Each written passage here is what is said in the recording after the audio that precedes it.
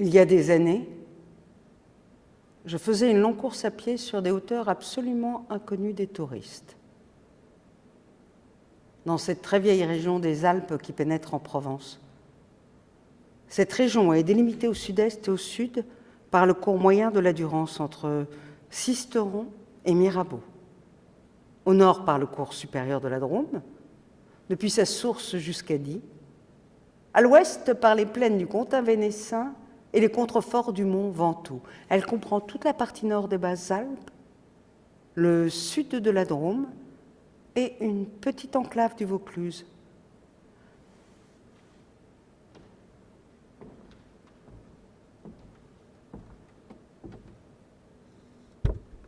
C'est au moment où j'entrepris cette longue promenade dans ces déserts, des landes nues et monotones vers 1200 à 1300 mètres d'altitude, il n'y poussait que des lavandes sauvages.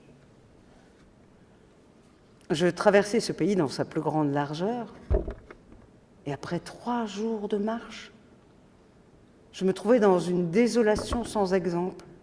Je campais à côté d'un squelette de village abandonné. Je n'avais plus d'eau depuis la veille. Et il me fallait en trouver.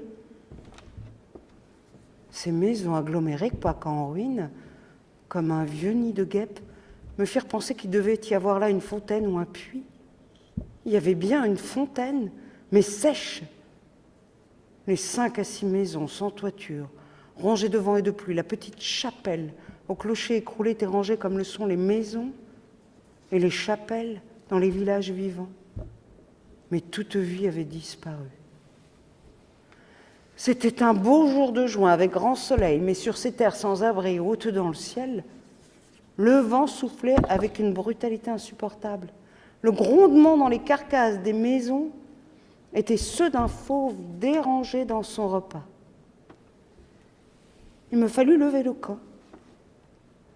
À 5 heures de marche de là, je n'avais toujours pas trouvé d'eau et rien ne pouvait me donner l'espoir d'en trouver. C'était partout la même sécheresse, les mêmes herbes ligneuses.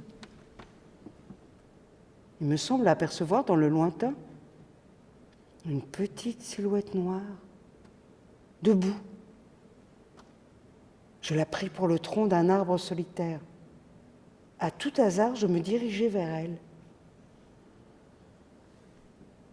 C'était un berger.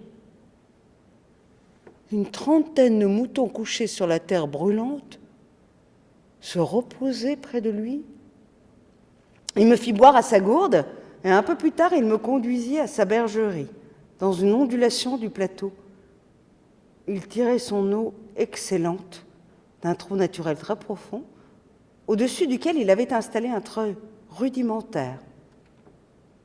Cet homme parlait peu. C'est le fait de solitaire.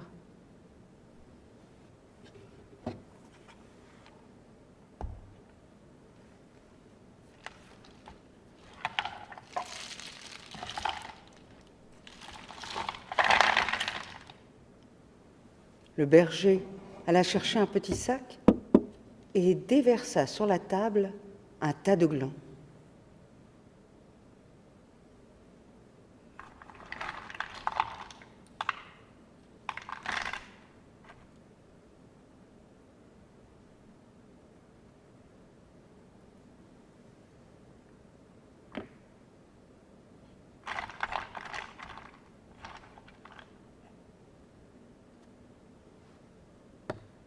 Il se mit à les examiner l'un après l'autre avec beaucoup d'attention, séparant les bons des mauvais.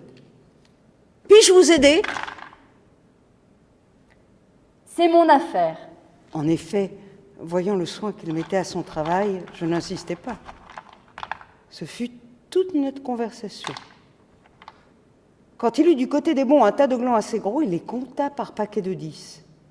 Ce faisant, il éliminait encore les petits fruits ou ceux qui étaient légèrement fendillés, car il les examinait de fort près.